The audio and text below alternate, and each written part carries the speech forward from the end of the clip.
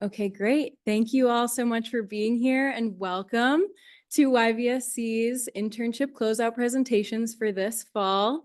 My name is Dakota Dolan and I'm the internship program manager as well as the Forest Resilience Projects manager with YVSC. And I'm so excited that this day is here to finally share the work of our 4 amazing interns that we had over this fall term.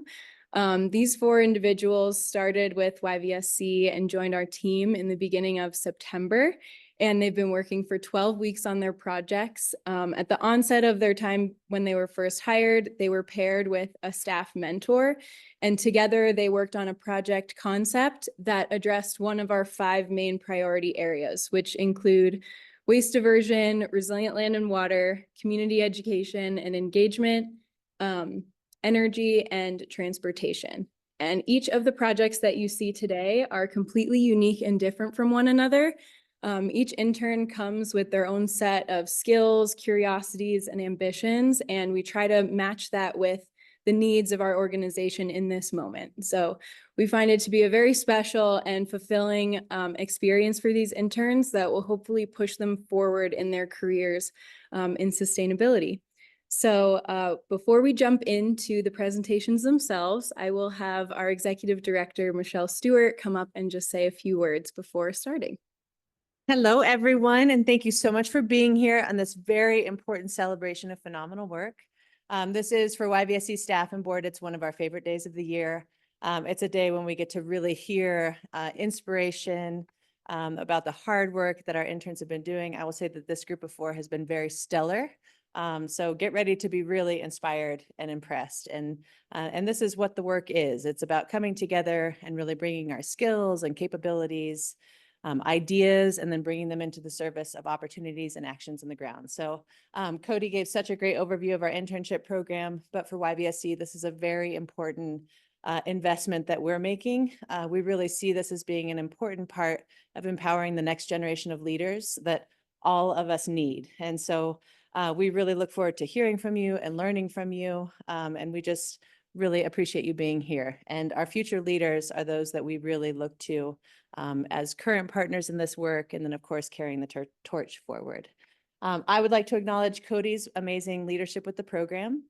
So our internship program, we do have a staff individual who is really serving as a primary point person, a mentor, a confidant, and someone that the interns can turn to for support and ideas as they continue to develop their projects. And Cody devotes a good portion of her time to that work and does such a nice job. So I think you'll really see that fingerprint of her leadership in the program today too, as you hear the presentation. So thank you, Cody, for all you do to lead the program. And before we get going, I just want to underline the importance of this type of work. I think particularly now at this time, the national trend, the message that is being told across the state and the nation is really the importance of investing locally and working together in the climate space. Everything that we do on the ground to reduce emissions, everything we do to build resilience actually makes a very important difference. And so as we hear your projects today, I want all of us to really keep in mind and be empowered by the investments that we are all collectively making in local actions on the ground at a time that it really, really matters. So without further ado, I want to welcome all of our interns. And again, thank you, Cody. It is such a pleasure to have you be part of the organization for the past 12 weeks. And as interns, you now get to have a lifetime relationship with us. So it's always really fun because we get to keep in touch with the interns, and we know that many of them will go on to great things. So thank you all. Enjoy the presentations, and thank you so much, Cody. And next, our final presenter of the afternoon, I'll welcome up Caitlin Farkas. Hey everybody, thank you so much for being here. My name is Caitlin Farkas, and I was a transportation intern this fall and worked on the creation of an electric vehicle transition plan for Steamboat Ski Resort Corporation. Really, this was a collaborative project between YVSC and the sustainability team at the resort to decarbonize transportation methods across resort operations. Sweet. So a little bit about me. I originally grew up on the East Coast. I'm from Philadelphia. I attended the University of Vermont and studied environmental science and food systems while there. So after graduating, I knew I really wanted to go to some bigger mountains coming out of Vermont. And so that's what led me to Colorado. So I started working at Steamboat as a ski instructor, and I'm now headed into my third winter starting tomorrow. And so I love my job there. I've loved my time in Steamboat, and I really feel like I love the community here. So more recently this fall, I know I really wanted to dive deeper into what sustainability looked like in Steamboat, and that's what really led me to this amazing experience at YVSC. So first, I just want to give a thank you to my staff mentors, Michelle, Cody, Paul, and Connor. All four of these individuals have really guided me throughout this project, but also I think I'm kind of at the stage where I'm really looking towards next steps in career development. And so they've been huge resources in both my project and really that. So I'm really grateful for all of them. And then next, I also want to give a thank you to Ben and Sarah from the resort for really outlining this project for me and providing such a unique opportunity for me to combine my passion for sustainability with my experience in skiing. And it's been really fun working with them and getting to learn more about what they do over at the mountain. Sweet. So a little bit of background about this project. The goal of the transportation program at YVSC is to increase access to and use of multimodal transportation and transition to low or no carbon systems throughout the Yampa Valley. So then in regards to Alterra and Steamboat, basically in a 2022 impact report, Alterra outlined a couple of carbon reduction goals for their resort operations. So the first is a 50% reduction in emissions by 2030. The second goal is to be using 100% renewable energy by 2030. And the third is to be carbon neutral by 2030. And then specifically to Steamboat, they have the goal that in fiscal year 2025, they will be seeking an 8% reduction in emissions. Awesome. So like I said, the goal is to really support the creation of this electric vehicle transition plan. And so we had 3 different objectives to get this work done. So the first was to review current fleet inventory and provide some different electric alternatives for them. So that's looking at, they have a fleet of over 200 different vehicles. So providing some electric alternatives there. Second was conducting outreach to support the electric vehicle transition plan by connecting with both Steamboat Resort employees and as well as other peer institutions in the ski industry. And then the third objective was to provide some deliverables that can support future decision-making going forward after this project. So I kind of think of my project as a couple of different phases, with the first being this background research phase. So when I was looking at how I was going to go about this plan, connecting with peer institutions felt important so that we could see what other places were doing and how we could strengthen Steamboat's plan through that. So I really dove into a lot of different ski resorts, East Coast, West Coast, and connected with places like, or reached out to places like Big Sky, Taos, Jackson Hole, and I was fortunate enough that Aspen and Eldora representatives from both resorts agreed to speak with me and share more about what they are doing. So that was really helpful to learn about their successes and maybe some of their challenges and how we could use that going forward for Steamboat. Additionally, I also spoke with Jason Weber, the City of Steamboat Springs fleet manager, and he was incredibly helpful because they've got, I believe, 4 EVs in their fleet, and so he was sharing some insight in how they went about that. Next was analyzing different fleet transition plans. The National Park Service is on an executive order to transition where possible to EVs. And they have a really great report lined up that I read through and really looked at elements of that and how I could take what they did to write Steamboats and see what components were necessary. Next, I looked at identifying applicable electric vehicle replacements. So we kind of started with a couple of different vehicles, and then this is an example of how we went about that. So basically looking at what vehicle wants to change. So in this instance, it would be a Subaru Outback, and then what kind of other make and models, what does the range look like for similar options that exist on the market if there's not already a direct replacement. And then finally, we went up on the mountain, Paul, Ben, and I, for a site tour to assess the electric infrastructure. We checked out Rendezvous, Thunderhead, the administrative building by the bank, and then also the base area a little bit, and pretty much deemed everywhere capable of having electric charging, minus the parking garage under One Steamboat Place. But it was really cool also, just this photos from that, getting to drive Paul's Jeep up on the mountain in the middle of the fall was super cool. Great. And then next I explored some funding opportunities with the help of Martine from Clean Energy Economy for the region. We had a meeting and he really helped kind of run through some different grant and tax credit funding opportunities that we could potentially utilize. I think one really great thing about living in Colorado is that there are ample opportunities to help support this EV transition that we're looking at going forward, which was really cool to get to explore some of those in further detail. And then the next phase of this was really some outreach. So the first was YVSC traditionally hosts EV ride and drives a couple times a year. And so I jumped in on my first week of the internship to volunteer at the first community ride and drive, where we have our EV ambassadors come out, donate their vehicle and their time to allow other community members to test drive. It's a really cool opportunity to see a lot of different vehicles in the EV world at one time. And then additionally, we held a shuttle and bus ride and drive. So Optimal EV brought over a shuttle bus, and then we had a school bus from the city of Steamboat come out, and I reached out to a bunch of fleet managers in town, had them come check it out. And then in order to apply this a little bit more to the resort project, we also were able to get a Chevy electric Silverado and a Ford F-150 Lightning. And Sarah and Ben brought some of their team from the resort that would be potentially using those vehicles. So they got to test drive and see if it could be a good fit for their operations. Awesome. And then the next part of this was data analysis. So we really wanted to make sure that where we were transitioning vehicles would have a big cut on emissions. And so in doing that, we were looking at data. So we started with the help of Ben. We pretty much got all of the service data from Steamboat's vehicles, looked at the last 2 dates of service, and then got the approximate vehicle miles traveled between those services, the gas mileage for that car, and then we could calculate the fuel consumed between services. And then we normalize that for 1 year, and we're able to come up with our CO2 emissions per year. I will note there's like a couple assumptions in there. Some vehicles were missing some data. So where that was the case, we basically took the average for that vehicle class, subbed in the average for that vehicle so we could still account for it. Great. And then this pie chart looks at Steamboat's current fleet composition. So we're looking at a total of 211 vehicles. And I'll just kind of quickly run through the different uses of these vehicles and how many they have. So I like to think of like these heavy duty, light duty, and SUV vehicles as one kind of chunk of the pie, because they're your more traditional modes of transportation, your trucks, your SUVs, and they're really used all across resort operations, predominantly pretty guest facing. And then next we look at shuttles. They have 13 shuttles, pretty much just running from the Meadows lot, employee housing, back up to base area.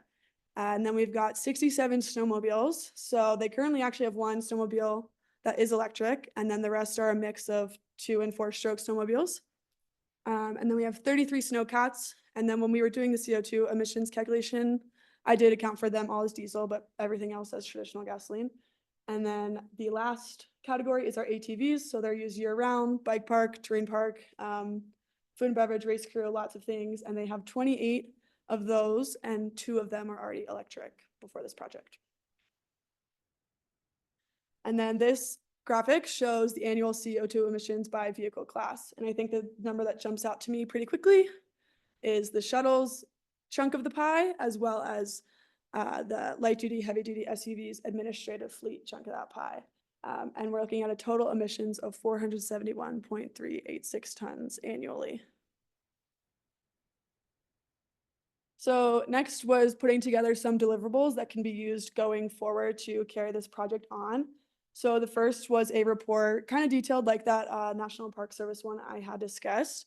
And so I kind of went through and wrote about what different vehicles they have, potential alternatives, and then kind of how we went about approaching this project. Additionally, I attached a lot of the different documents I'd compiled, like those funding resources. And then one example here is that rubric. So we created a scoring rubric to really highlight which vehicles should transition first and which could have the highest impact, given some considerations provided by the resort. So some of their considerations are, is it a guest-facing vehicle? Can the mileage of an electric option match what the current vehicle needs to be doing operationally? What is their carbon output like? And does charging exist, or does like a direct or very similar replacement exist for this option? And then finally, we came up with a list of recommendations going forward. So the first is to transition those light duty and SUV vehicles first. I think a main reason for this is that when there's a lot of options, given what they have, that could be a direct or very similar replacement. I think people are already generally more comfortable with these vehicles. Additionally, a lot of them are guest facing, which is a positive, and they would apply for a lot of those different funding opportunities. Second, we recommend that they explore more renewable diesel options for heavier equipment. Something like a snowcat, there's not really an option right now on the market that can match what the resort needs to be able to do. So something like renewable diesel has the potential to cut emissions while still you don't have to change anything about your vehicle at that time. And then finally, I think there's a great chance for workforce development. The opportunity to send resort mechanics to train on EVs, grow their experience with EVs. And additionally, I think one positive that I learned from a lot of other peer institutions was they really have this kind of community adoption of EVs. And so I think when looking at that outreach event we had for the EV ride and drive, it was great to have resort employees there. So I think continuing those conversations, allowing employees to address their concerns, test drive, and really engage with EVs so we can have positive employee engagement going forward. So some other collaborations I worked on this fall, volunteered at a retreat. It was great to experience that this fall and be out there with a lot of awesome community members. I also helped out the YVSC soiree, got to meet a lot of really great community members that are huge partners with YVSC. It was really cool. I got to shadow Connor over at the recycling depot, learn more about waste diversion locally in Steamboat, and then also attending the Candidate Sustainability Forum, learning more prior to the election about sustainability in Steamboat. And then I think for me, my personal takeaways, I think a huge one for me was just getting more comfortable and confident with community outreach, public speaking, and things like that, because I really kind of jumped in week one with that at the ride and drive. So being able to have those conversations about and know what I was talking about was really great, a huge takeaway for me. I think additionally, my project management abilities really grew. It's something I had never really seen something from start to finish and seen this really great end goal. And so it's been really amazing to see that happen. I think additionally, just developing my understanding of both working in the nonprofit sector as well as what ski areas are doing. Two things I'm passionate about, and being able to attend a lot of different events at YVSC and engage with different sectors of YVSC has been great to hone in my knowledge about nonprofit work. And then I think additionally, since I've been on like the guest facing side of resort operations, it's been really cool to learn about what they're doing behind the scenes.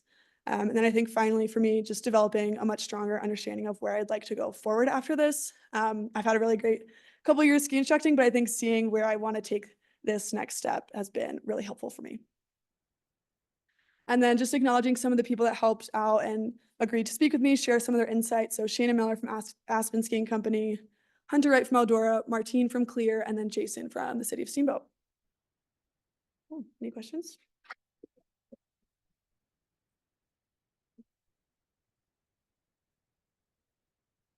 Yeah. Thanks. My question is, if the goals for Steamboat were 100% reduction this year, how many of the pathways that you outlined between renewable diesel and these, how many do you think would have to be changed over to meet that goal? Do you think it's attainable, or do you think it's over or under?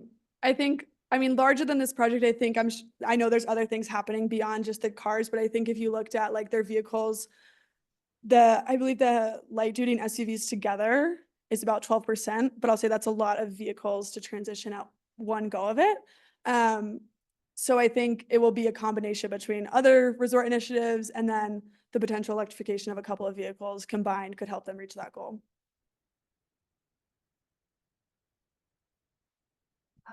Great presentation. Thank you. Such a strong partnership with YVSC and Speakcore, and it's just a really relevant and timely project. I don't know if there's plans to also present for the green team at Speakcore, but that's such probably a welcome project for that. So really, really nice. Thank you. It's nice to move that forward. Yeah. I'd love to have you expand on your last item of your kind of takeaways and where you're headed next. It's always so nice when we have those experiences that help us really clarify what we personally do, and so love to hear where you're headed next, what elements of the project really helped you understand where you want to go. Yeah, I think kind of initially going to this internship, I'm from the East Coast, and so I thought to myself, okay, like my network of people that I could connect with is really East Coast based. And I had kind of been on the job application hunt out west and was having a hard time with it. So I think this project really solidified. I love the East Coast, but I'm not ready to go back yet. I think like I've really developed a lot of strong connections with people at YVSC in the community, with other similar nonprofits. And so I don't totally know where next, but like I will say that it's just felt very gratifying to have the application process feel a little bit less daunting with the help of this internship. And I think a lot of like the skills of outreach and just understanding sustainability initiatives has been incredibly helpful kind of going forward in that next step. Yeah. Ben. I want everybody to be aware that Caitlin is extremely easy to work with. Her experience in the ski resort helps lend to this project tremendously. Taking this to our leadership team actually in the next months, it's actually proposed some of the things that Caitlin out for us about PVs and how we can work this transition long term. So that it has a tremendous impact and thank you for that. Yeah. A lot of us that we have been on top of all the other. And so to bring this back to a question, as somebody who's been involved with us in sustainability and then also on the ski mountain as a guest facing person, what ways would you say would be beneficial to get sustainability to engage with snow sports more specifically? And is there ways that snow sports can engage with what we're doing as well? Yeah, absolutely. I think when you hit that realm of seasonal workers, I think the vast majority of us come from a background where we just love the outdoors. And so a lot of like the people I know through snow sports school come from a background where they really engaged with either environmental studies, environmental science, something like that in college. So I think gears are turning. Like I feel like something with volunteer engagement, I think you have a really captive audience who I think people that would be absolutely would love to engage. I think when I've spoke with different individuals that I work with on the mountain, they find this project so cool. Like they're like, that is so unique. And so I think opportunities for connection with that. And then I also, yeah, I think inviting them in and they would be absolutely, I think, interested in working and collaborating with you guys. Yeah. Yeah. Yeah. Yeah. Yeah. Nathan?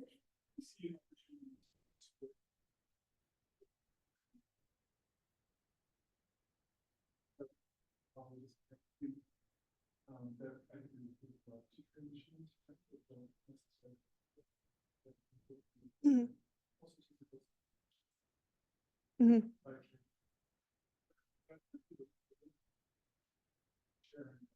Yeah, absolutely. And I think something like the rubric is something where obviously it's ski area specific, but you can absolutely plug in somebody else's concerns with that scoring method. And it could, I think, definitely be applicable. Absolutely.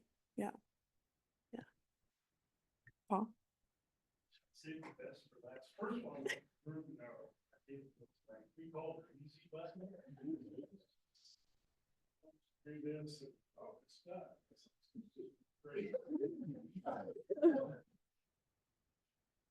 Thank you. It's at least like this. What in your background or education helped you kind of roll into this role? Yeah. What do you attribute your success? Yeah. I I think like while I was in school, I think I really kind of tried to dabble in a lot of different elements. So like since I was in the College of Agriculture, grabbing in the food systems, but then I also did work with pollutant movement and then also did work with geology. So I think being able to kind of adapt to whatever system I was looking at really attributed to me being successful in this project. Yeah. Connor? Yeah. Thank you so much for working with us. So you've identified the barriers, cost, use case. Yeah. Infrastructure. We know those exist. Mhm. But you've obviously stated Altera's goals of going 50% of their by 2030. It's pretty ambitious, and so obviously it's not going to be a couple people. It's a pretty aggressive transition. What happens, and I think this is a question for all business and maybe some government too, what happens if we don't hit those goals? Do shareholders, make a change? Do us as the customers skiing, do we decide not to ski at Steamboat anymore? Or do we just do nothing? Do we like sweep it under the rug? And once again, it's kind of a question for both business and government. What do we do and how do we, something like that? Yeah. I think you definitely don't sweep it under the rug. I think it's something where we do all we can to address it. And I think if we aren't able to meet that goal, I think doubling down on efforts. And I think it is important for the people that are skiing at these places. And if that's something you value, to hold these companies accountable. And I think sharing your concerns with people, I think that's incredibly important. And I think at this stage, we're almost to 5 years out from 2030. So like if this is something that you find important, and I know I do, I think reaching out to those sustainability teams, sharing that you agree with them, because I think as long as they have support, they can produce further support to the higher ups at Alterra, and it just shows that they have the backing of the community that skis there as well, which I think is really important. Yeah.